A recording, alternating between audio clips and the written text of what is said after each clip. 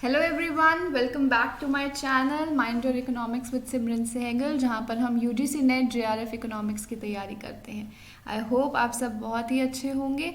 तो क्योंकि आप सब अच्छे हैं तो फटाफट पढ़ाई की तरफ बढ़ते हैं। ठीक है, हम बात कर रहे थे अपनी माइक्रो इकोनॉमिक्स सीरीज़ की, जिसमें हम थियोरी ऑफ कंज्यूमर बिहेवियर में काफ़ी आगे बढ़ चुके थे। ठीक है, डिमांड थियोरी हम कंप्लीट कर चुके हैं। डिमांड थियोरी को मैंने 3 पार्ट्स में डिवाइड किया है।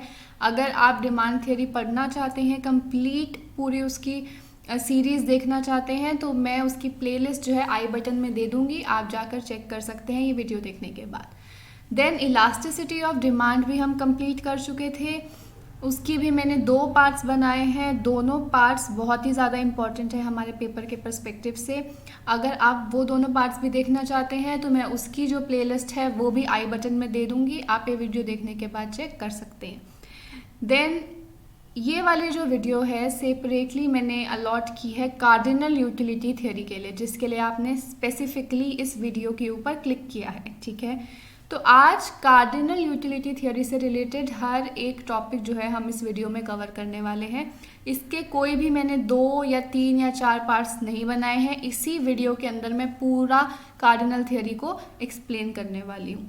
तो इस वीडियो में आप बने रहिएगा, एक भी सेकंड स्किप मत कीजिएगा, नहीं तो आपका जो कॉन्सेप्ट है वो क्लियर नहीं होगा। चलिए, तो वीडियो में आगे बढ़ने से पहले, टॉपिक की तरफ बढ़ने से पहले मैं खुद को इंट्रोड्यूस कर देती हूँ। मेरा नाम सिमरन सहगल है। मैं 3 साल से इकोनॉमिक्स पढ़ा रही हूँ। मैंने 2 बार यूजीसी नेट जेआरएफ खुद क्वालिफाई किया है in the subject of economics. मेरा आर्टिकल जो है एक पब्लिश्ड है ऑप्टिमा में, आप जाकर चेक कर सकते हैं। इसका जो ISBN नंबर है वो मैंने स्क्रीन के ऊपर दे दिया है। मैंने काफ़ी रिसर्च प्रोजेक्ट्स ये ऊपर भी काम किया है और मैं एक दिल्ली गवर्नमेंट स्कॉलरशिप होल्डर भी हूँ। तो ये पूरी लिस्ट है आपके सामने, जिससे आप डिसाइड कर सकते हैं कि आपको मुझसे क्यों पढ़ना चाहिए। चलिए, so directly jumping on to the topic cardinal utility theory. यहाँ मैंने पूरी लिस्ट दे दी है कि कैसे कैसे हम आगे बढ़ने वाले हैं इस सीरीज़ के अंदर, इस वीडियो के अंदर।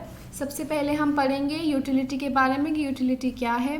देन हम पढ़ेंगे TU MU क्या होता है, इनके बीच का रिलेशनशिप क्या होता है। देन लॉ ऑफ DMU क्या है। Then what is consumer's equilibrium, consumer का जो इक्विलिब्रियम है उससे क्या मतलब है।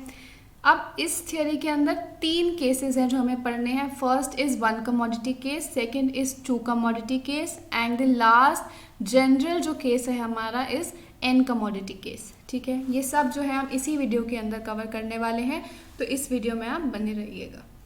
चलिए, सबसे पहले कुछ डेफिनेशंस हैं जो हमें जान लेनी चाहिए इस टॉपिक को पढ़ने से पहले। तो फर्स्ट डेफिनेशन है हमारी यूटिलिटी। यूटिलिटी में हमें वर्ड दिख रहा है यूटिलाइज। यूटिलाइज करने का क्या मतलब है, यूज़ करना। ठीक है, यूजफुलनेस ऑफ अ कमोडिटी। तो यूटिलिटी की एग्जैक्ट डेफिनेशन क्या है, the want satisfying power of a commodity is known as utility. इसका क्या मतलब है कि किसी भी कमोडिटी के अंदर क्या पावर है कि वो मेरी वांट्स को सेटिस्फाई कर पाए। ठीक है, अगर मैं किसी एक कमोडिटी को कंज्यूम करती हूँ तो वो किस हद तक मेरी सेटिस्फैक्शन को पूरा कर देती है, किस हद तक वो मुझे सेटिस्फाई कर पाती है। Clear, this is simply utility of a commodity.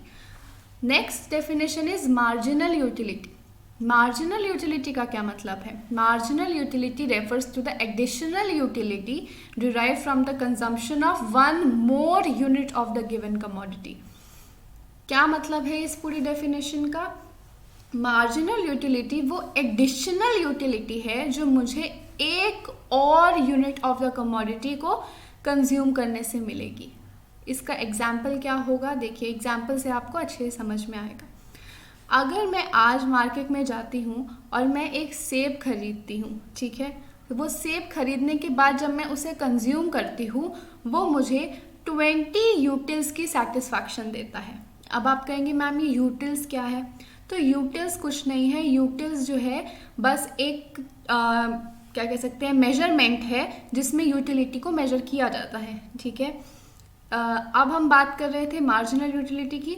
तो अगर मैंने पहला सेब खाया और उससे मुझे 20 यूटिल्स की सेटिस्फैक्शन मिलती है, ठीक है, देन जब मैं फिर से मार्केट में गई और मैंने एक और सेब खरीदा, घर आई, उसे कंज्यूम किया, ठीक है। जैसे ही मैंने उसे कंज्यूम किया तो मुझे उससे मिलने वाली सेटिस्फैक्शन कितनी थी? 18 यूटिल्स, ठीक है।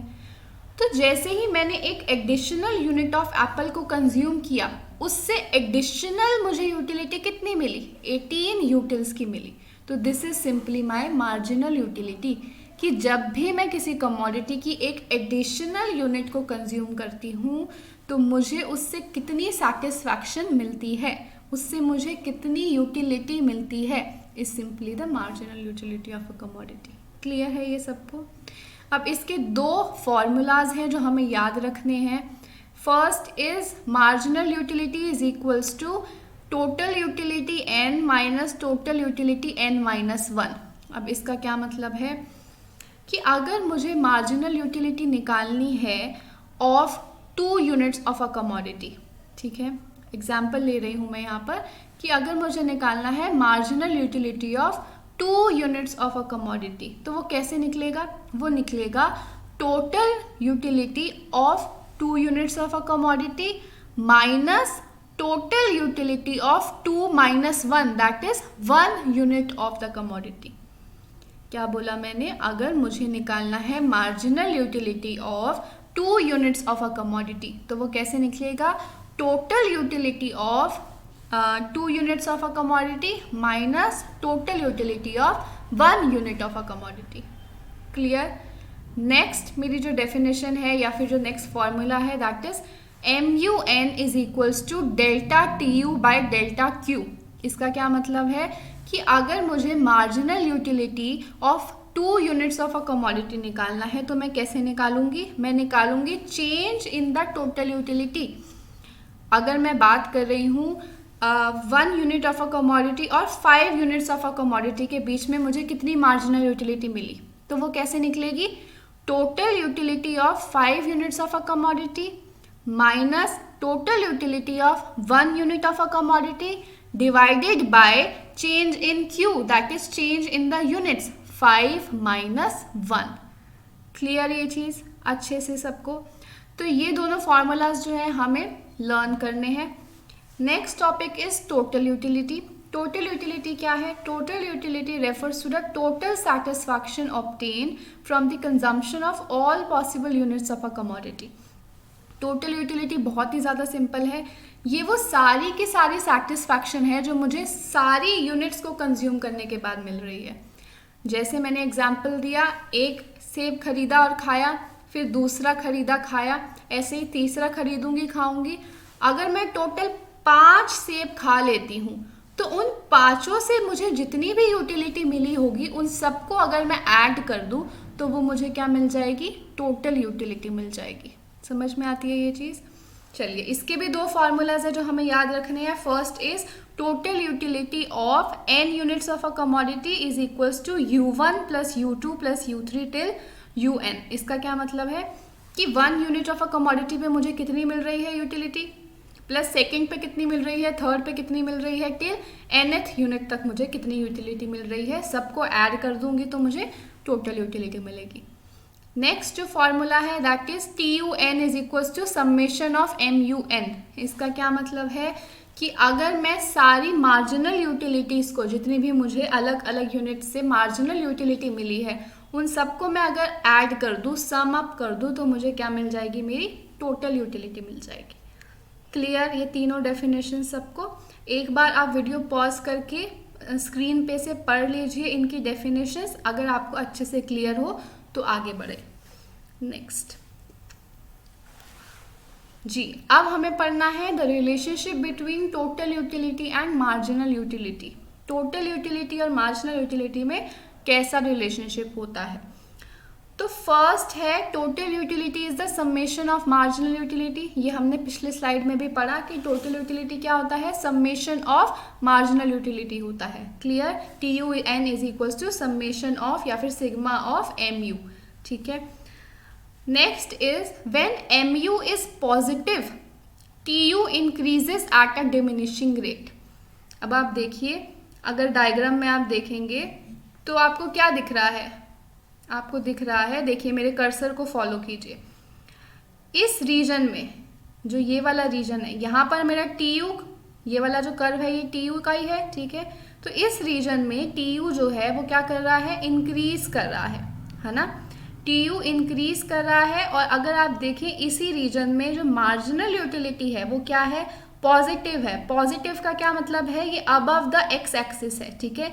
एक्स एक्सिस से जब तक मेरा मार्जिनल यूटिलिटी का कर्व ऊपर होगा इट विल बी पॉजिटिव। जब तक ये पॉजिटिव है तब तक मेरा TU इंक्रीज कर रहा है, that too at a decreasing rate. अब ये डिक्रीजिंग रेट पर क्यों कर रहा है, इसका रीजन अगली स्लाइड में है, ठीक है।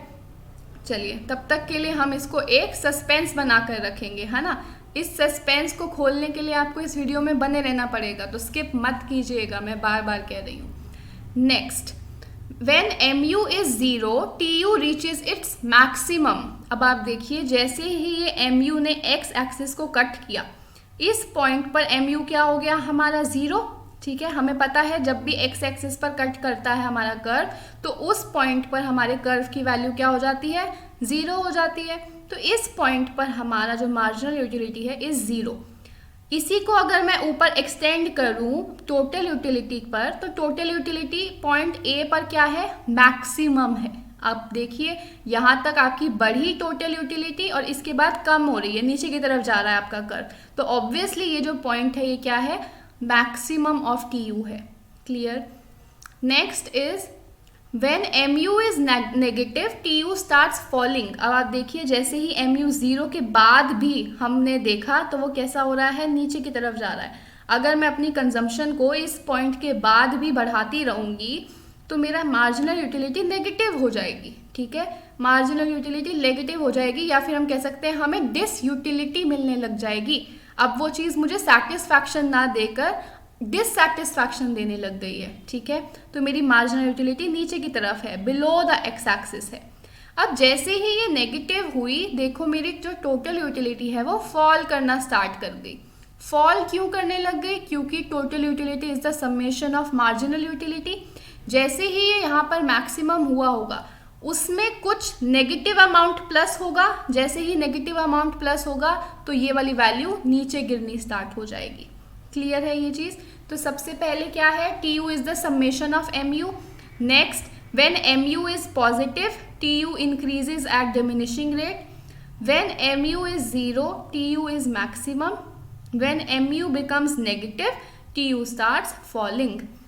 चलिए अब इसमें एक जो पॉइंट है वो हमें ध्यान रखना है, that is point of satisfaction. Point of satisfaction क्या है, पॉइंट ऑफ सैटिस्फैक्शन है ये वाला पॉइंट, पॉइंट A, जहाँ पर मेरी टोटल यूटिलिटी जो है या फिर जो मेरी टोटल सेटिस्फैक्शन है वो मैक्सिमम है। क्लियर। तो पॉइंट A पर जो मेरी सेटिस्फैक्शन है इज मैक्सिमम, यहाँ पर जो मेरी यूटिलिटी है इज मैक्सिमम। क्लियर सबको अच्छे से। चलिए नेक्स्ट पढ़ते हैं आगे फिर, law of DMU। Law of DMU क्या कहता है, देखिए लॉ ऑफ DMU कहता है कि as a consumer consumes more and more unit of a commodity, the utility derived from each successive unit goes on diminishing। जैसे जैसे मैं as a consumer एक commodity की ज़्यादा से ज़्यादा यूनिट्स कंज्यूम करती हूँ तो जो एक्स्ट्रा यूनिट मुझे एक्स्ट्रा यूटिलिटी जो मुझे मिल रही है हर यूनिट कंज्यूम करने से वो डिक्रीज करती रहेगी। क्या मतलब है इसका, देखिए जो मेरा मार्जिनल यूटिलिटी कर्व है कैसा है, डाउनवर्ड स्लोपिंग है ना। डाउनवर्ड स्लोपिंग का क्या मतलब है, it is continuously falling. Clear. अब ये कॉन्टिन्यूअसली फॉल क्यों कर रहा है, यही है मेरा law of DMU, that is law of diminishing marginal utility. अब ये फॉल इसीलिए कर रहा है क्योंकि अगर मैं ज़्यादा से ज़्यादा कंज्यूम करती रहूँगी किसी भी कमोडिटी को तो उससे मिलने वाली जो सेटिस्फैक्शन है मुझे कम होती रहेगी रिस्पेक्टिवली जब मैं उसकी सक्सेसिव यूनिट्स को कंज्यूम करती रहूँगी। समझ में आ रही है ये चीज़। फॉर एग्जाम्पल इसका क्या है, अगर मैंने चपाती खाई, पहली चपाती खाने से मुझे 50 यूटिल्स की सेटिस्फैक्शन मिली, ठीक है। जैसे ही मैं दूसरी चपाती खाऊंगी तो अब मेरी जो भूख है वो थोड़ी कम हो चुकी है, ठीक है, मैं थोड़ी सेटिस्फाइड हो चुकी हूँ ऑलरेडी। तो जब मैं दूसरी चपाती खाऊंगी उससे मिलने वाली जो सेटिस्फैक्शन है वो पहले के मुताबिक अब कम होगी। तो फॉर एग्जाम्पल मुझे कितनी यूटिलिटी मिली, 45 यूटिल्स की यूटिलिटी मिली।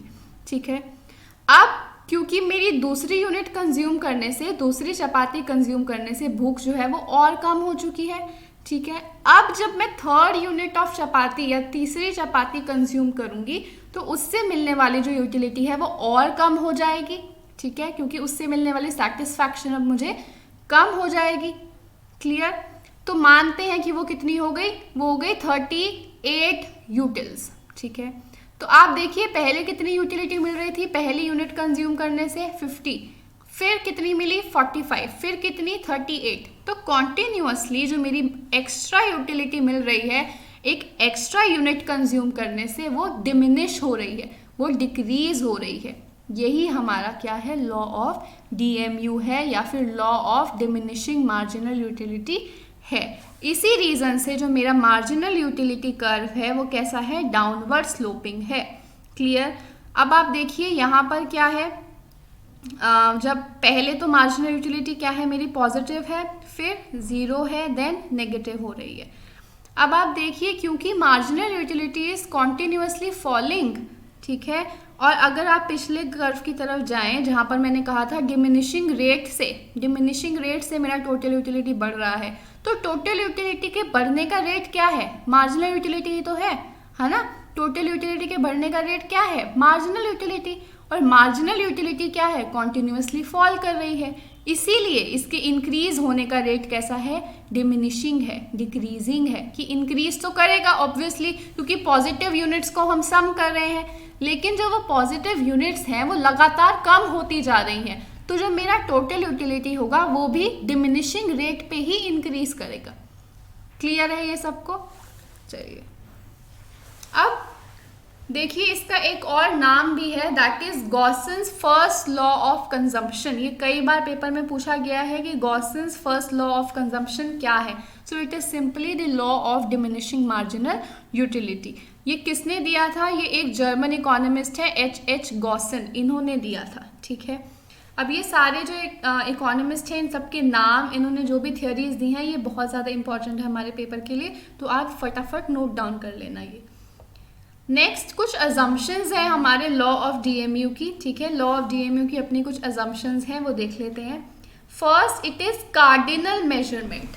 कार्डिनल मेजरमेंट का क्या मतलब है, कार्डिनल का मतलब होता है in the form of numbers, कि मैं जो हमारी यूटिलिटी है उसे नंबर्स की फॉर्म में मेजर कर सकती हूँ। जैसे मैंने क्या कहा, जब मैंने एप्पल खाया उससे मुझे 20 यूटिल्स की सेटिस्फैक्शन मिली, जब मैंने चपाती खाई उससे मुझे 50 यूटिल्स की सेटिस्फैक्शन मिली।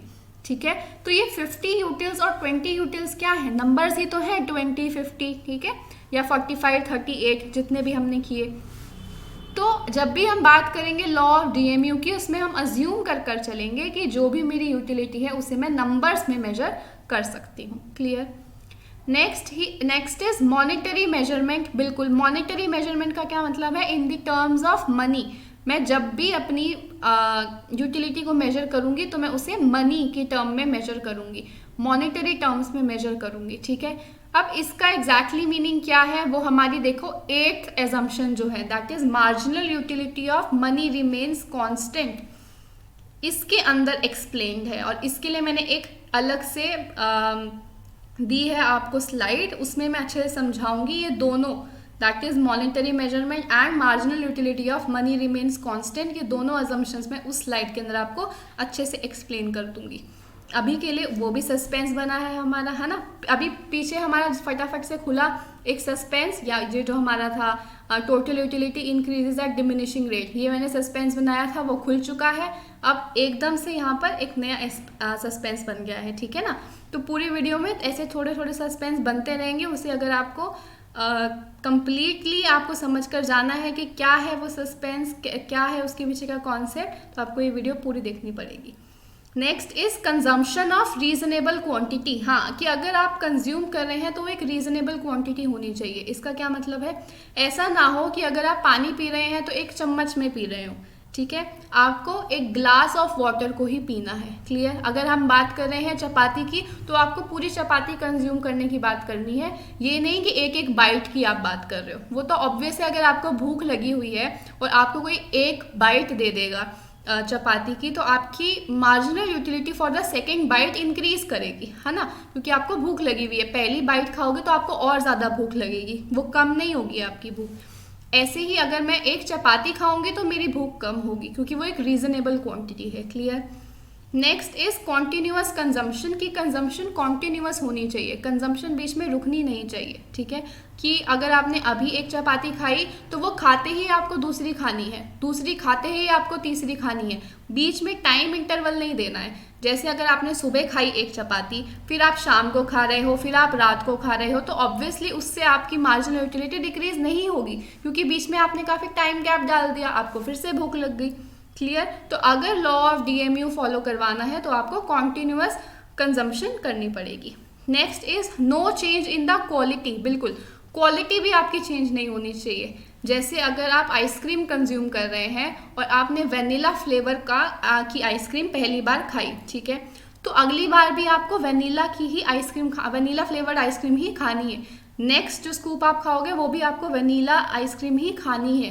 दैट टू अगर आपने वेनिला किसी पर्टिकुलर ब्रांड की खाई है, फॉर एग्जाम्पल आपने कहाँ की खाई है, अमूल की खाई है, ठीक है, तो नेक्स्ट जो आपको खानी है वो भी अमूल की ही होनी चाहिए, जो नेक्स्ट यूनिट आप खाओगे वो भी अमूल की ही होनी चाहिए। ठीक है, क्वालिटी में बिल्कुल भी फर्क नहीं होना चाहिए। नेक्स्ट रैशनल कंज्यूमर, जो कंज्यूमर है वो रैशनल होना चाहिए, इसका मतलब वो अपनी मैक्सिमाइजेशन, अपनी सेटिस्फैक्शन की मैक्सिमाइजेशन के बारे में सोचे। Clear? Next is independent utilities. Independent utilities का क्या मतलब है कि अलग अलग यूनिट से जो मुझे यूटिलिटी मिल रही है वो इंडिपेंडेंट है, वो किसी और कमोडिटी की सेटिस्फैक्शन के ऊपर डिपेंड नहीं करती। Clear? Next, marginal utility of money remains constant. ठीक है, कि जो मेरी मनी है, जो मेरा पैसा है, उसकी मार्जिनल यूटिलिटी जो है वो कांस्टेंट रहती है। इसे मैंने अभी एक स्लाइड में एक्सप्लेन करना है। Next, fixed income and prices. Fixed income and prices का क्या मतलब है कि जो इनकम है उसे हम अज्यूम कर रहे हैं वो कांस्टेंट है, और जो प्राइजेस ऑफ माय कमोडिटीज़ है वो से भी मैंने क्या अज्यूम किया है, वो भी कांस्टेंट है, कि प्राइजेस जो है मार्केट में वो भी चेंज नहीं हो रहे और जो मेरी इनकम है वो भी चेंज नहीं हो रही। ठीक है, मैं एज अ कंज्यूमर खुद को कंसिडर कर रही हूँ, तब आपको ये एक्सप्लेन कर रही हूँ। Last but not the least क्या है? परफेक्ट नॉलेज, कि जो भी कंज्यूमर है उसे मार्केट की परफेक्ट नॉलेज है। ठीक है, उसे पता है कि कौन सी कमोडिटी किस प्राइस पर बिकती है, ठीक है, उसकी क्या क्वालिटी है, कितनी क्वांटिटी मिलेगी इतने प्राइस पर, सब कुछ उसे पता है। क्लियर? चलिए, तो ये था हमारा law of DMU। Consumers equilibrium. अब कंज्यूमर्स इक्विलिब्रियम क्या है? कंज्यूमर इक्विलिब्रियम में दो वर्ड्स हमें दिख रहे हैं, first is consumer, next is equilibrium. तो कंज्यूमर कौन है? Consumer is simply the person who is involve in the process of consumption. ठीक है, कोई भी इंसान, कोई भी व्यक्ति विशेष जो कंजम्पशन की प्रोसेस में इन्वॉल्व है, जो किसी भी कमोडिटी को मार्केट से लेता है और कंज्यूम करता है। Clear? Next is equilibrium. Equilibrium में हमें एक वर्ड दिख रहा है इक्वल। इक्वल का क्या मतलब है? बैलेंस्ड। ठीक है, हम जब भी किसी इक्वेशन की बात करते हैं बीच में एक इक्वल्स का साइन लगाते हैं, तो हम क्या कहते हैं? LHS is equals to RHS। ठीक है, तो इसका क्या मतलब है? मेरी जो इक्वेशन है वो बैलेंस्ड है।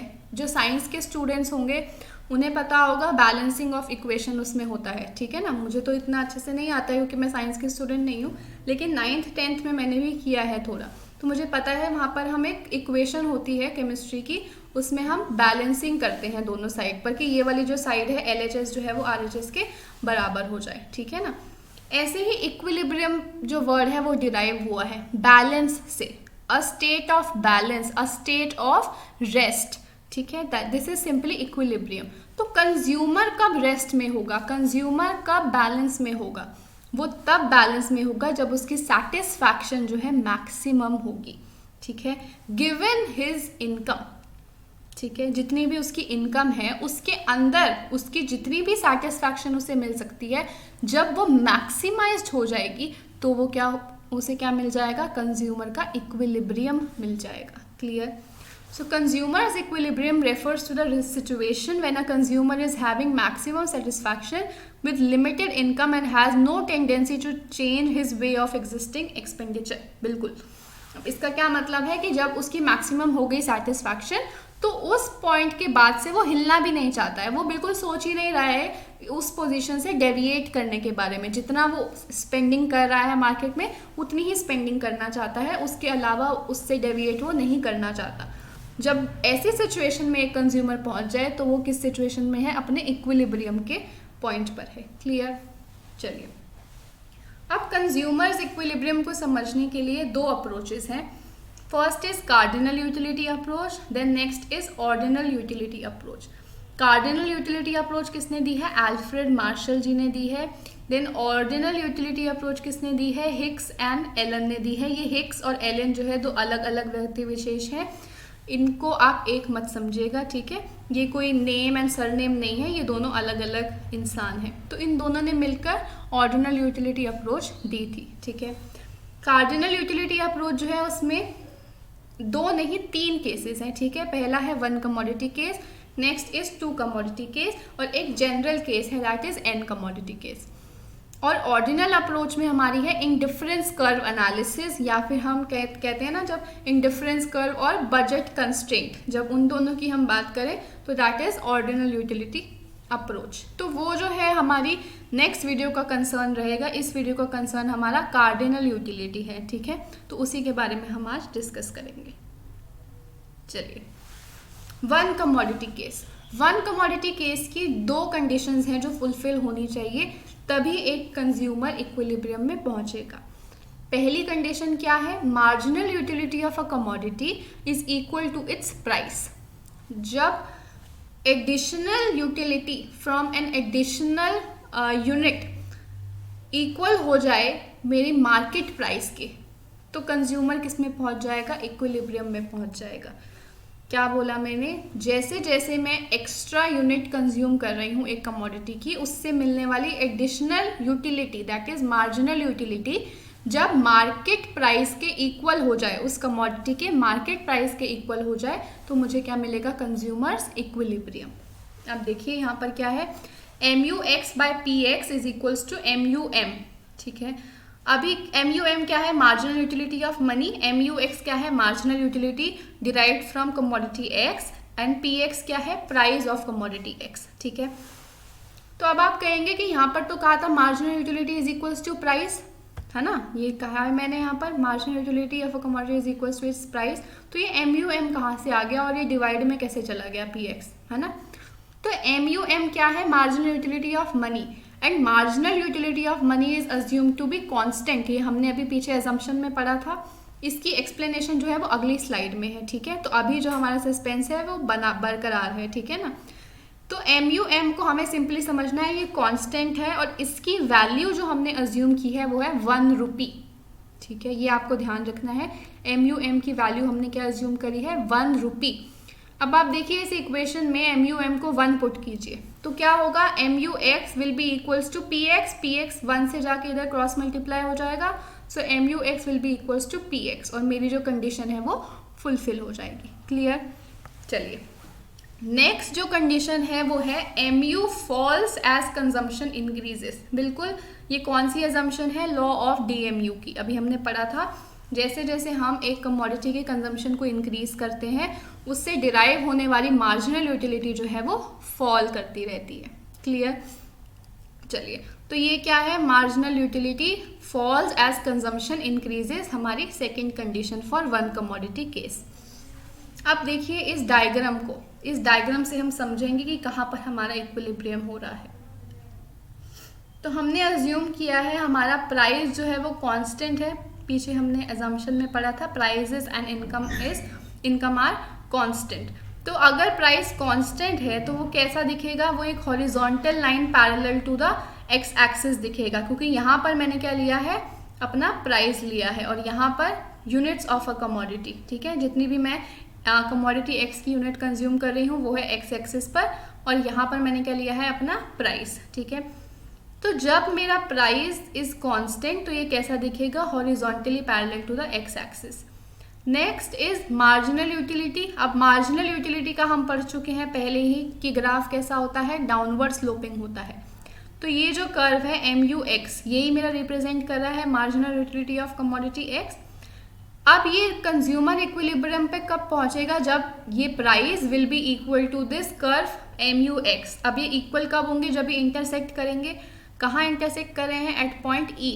तो जो पॉइंट E है वो क्या है, consumers equilibrium in the case of one commodity. Clear है सबको।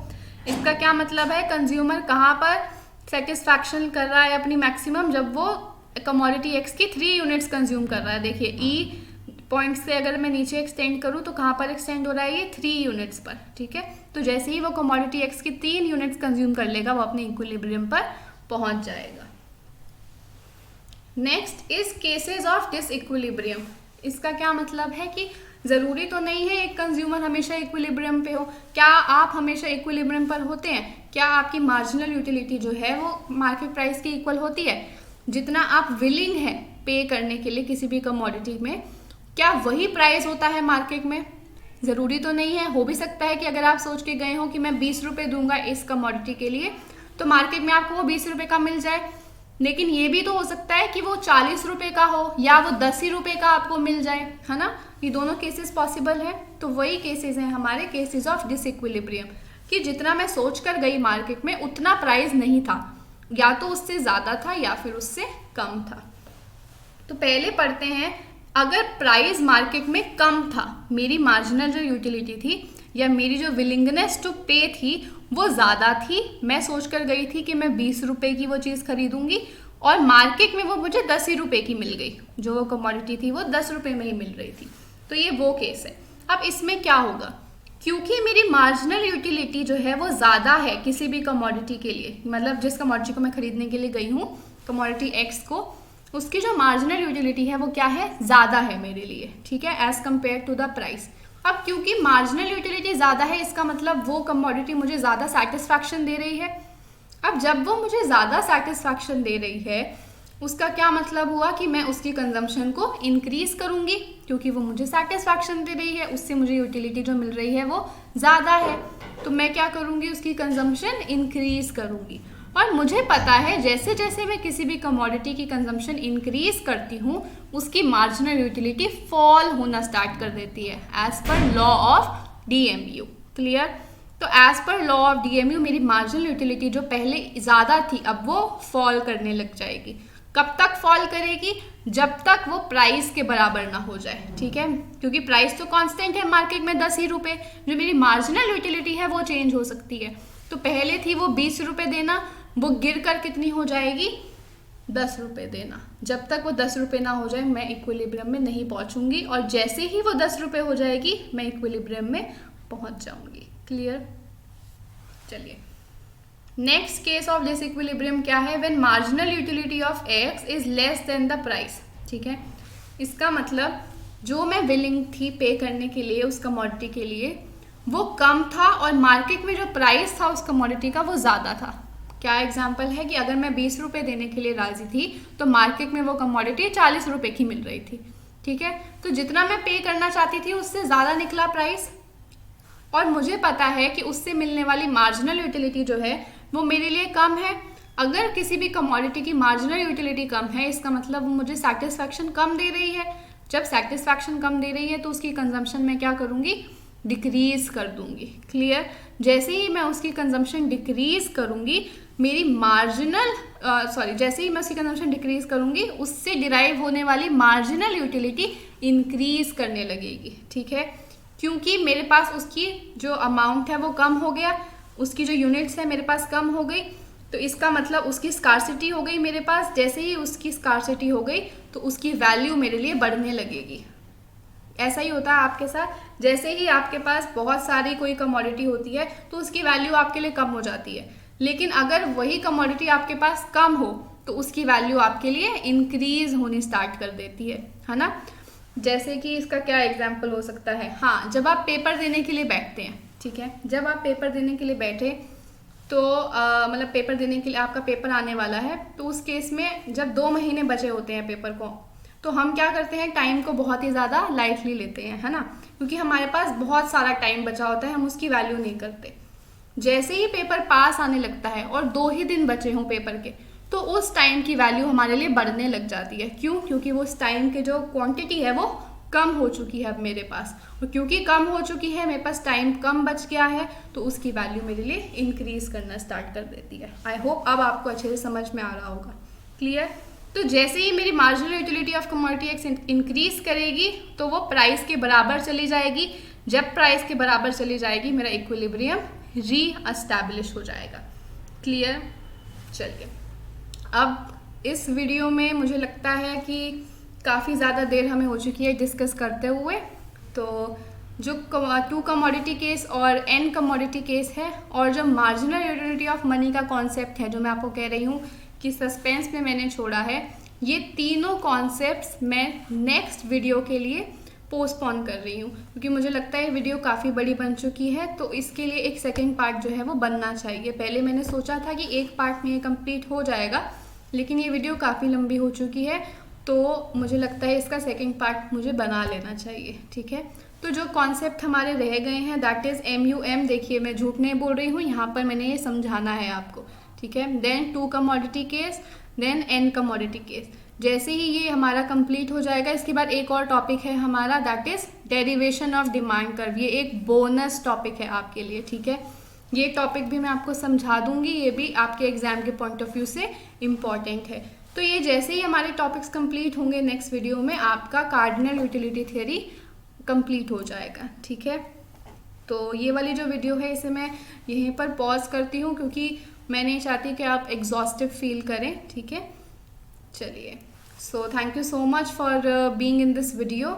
आप अगर मिस आउट नहीं करना चाहते हैं मेरी आने वाली वीडियोस को, स्पेसिफिकली जो कार्डिनल यूटिलिटी की नेक्स्ट वीडियो है जो मैं कल पोस्ट करूँगी, तो आप इस मेरे चैनल को सब्सक्राइब कर दीजिए, माइंड योर इकोनॉमिक्स को, जो नीचे बेल आइकन है उसे दबा दीजिए, और इस वीडियो को लाइक ज़रूर कर दीजिएगा, क्योंकि जब आप लाइक करते हैं तो जो यूट्यूब की एल्गोरिदम है वो ये चीज़ समझती है कि हाँ, आप इस वीडियो को पसंद कर रहे हैं। ठीक है, अब जब आप इस वीडियो को पसंद कर रहे हैं तो यूट्यूब इस वीडियो को आगे प्रमोट करता है। ठीक है, तो आप इस वीडियो को लाइक करना ना भूलें, क्योंकि उससे क्या होगा, यूट्यूब प्रमोट करेगा और मुझे ही मोटिवेशन मिलेगी और ज़्यादा आपके लिए वीडियोस बनाने के लिए। क्लियर? चलिए, आप मेरे टेलीग्राम चैनल को भी ज्वाइन कर सकते हैं, माइंड योर इकोनॉमिक्स को, और आप मुझे इंस्टाग्राम के ऊपर फॉलो भी कर सकते हैं, माइंड योर इकोनॉमिक्स के नाम से ही है, और सबके लिंक्स जो है मैं डिस्क्रिप्शन बॉक्स में दे दूंगी। जो पहले वीडियोस हो चुकी हैं, शॉर्ट्स वीडियोस या फिर कंप्लीट वीडियोस, प्लेलिस्ट जितनी भी है वो सब मैंने डिस्क्रिप्शन बॉक्स में दे दी हैं, आप जाकर चेक कर सकते हैं। अगर आप किसी बिजनेस इंक्वायरी के लिए मुझसे बात करना चाहते हैं तो mindyoureconomics@gmail.com पर मुझे ईमेल भी कर सकते हैं। So stay healthy, wealthy and nerdy, and do not forget to mind your economics. Thank you.